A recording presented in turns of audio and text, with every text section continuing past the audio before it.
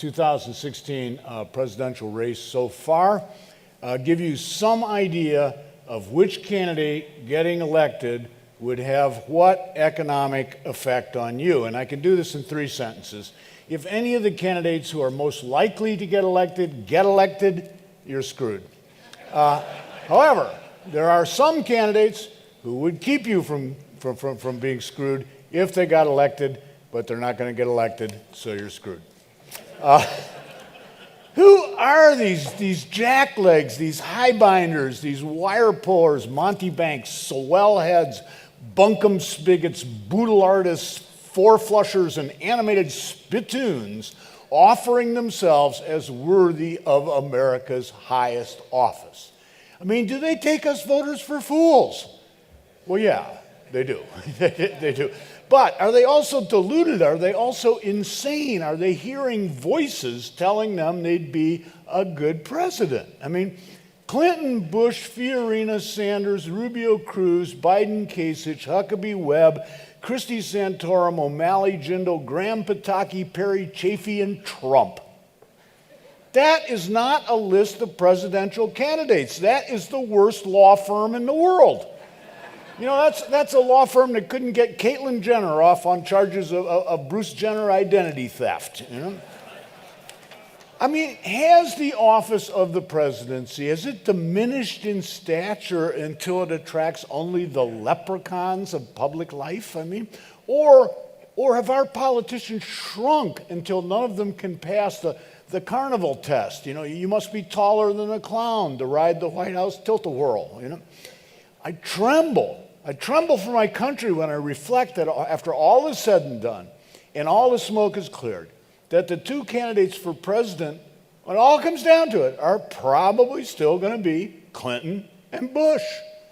Now, members of the electorate will go into the ballot booth, see those 2 names, and think to themselves, gosh, I'm getting forgetful. I did this already. And leave without marking the ballot. I mean, voter turnout's going to be 6%. You know, I mean, the shuttle from the old age homes, it's going to send a few senile Republicans to the polls.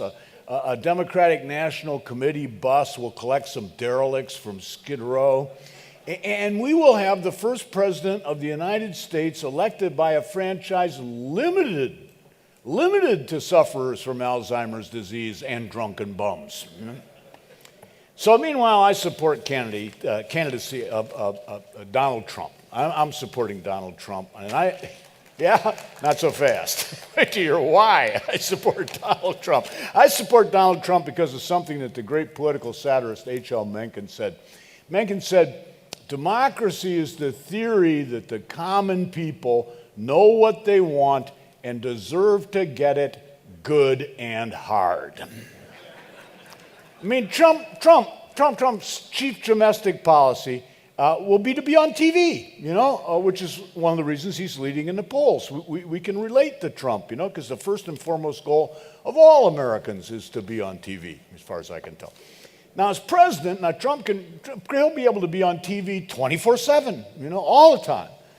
But in fairness, you know, just spraying his hair during the commercial breaks should keep Trump too busy to push other bird-brained domestic policies the way this president has done. So that might be okay. And Trump can yell, "You're fired," all he wants, because it's going to make for healthy turnover in cabinet appointees such as Ivanka and Dennis Rodman and Larry King and Vince McMahon. Plus, I got to say, Trump understands America's economy. He will push economic growth the same way he has pushed his own economic growth, with bad debt and more bad debt. You know, average American household debt's more than $225,000. And Trump, he has restructured $3.5 billion in business debt and $900 million in personal debt, restructured being another way of saying he didn't pay it. And hey, we Americans, we know a leader when we see one, right? Americans love debt. You know, otherwise America's national debt wouldn't have gone from $15 billion in 1930 to $18 trillion today, you know? And with Trump in the Oval Office, sky's the limit, you know? Then we got to think about Trump's foreign policy. Now, here's a guy who's, he's very foggy about what he's actually worth. He's kind of under the illusion he's about 10 times richer than he actually is. And he believes Obama was born in Kazakhstan to the Queen of Sheba or something, and he thinks childhood vaccination caused the movie Rain Man. So like Russia and China and Iran and ISIS and the Taliban and Hamas, they're going to be paralyzed with fear because who knows what this lunatic will do next. Well, what he'll do is build hundreds of Trump casinos and Trump hotels and Trump resorts in Moscow, Beijing, Tehran, Raqqa, Kandahar, and the Gaza Strip. And then all of them will go bankrupt, the way that the Trump Taj Mahal and Trump Plaza Hotel and Trump Entertainment Resorts, the way they went bankrupt. I mean, Trump he's going to leave Russia trying to palm off eastern Ukraine on angry bondholders. He's going to leave China auctioning distressed property in the Spratly Islands. I mean, this might work. This actually might work. So I'm basically saying Trump's as good as it gets in America at the moment.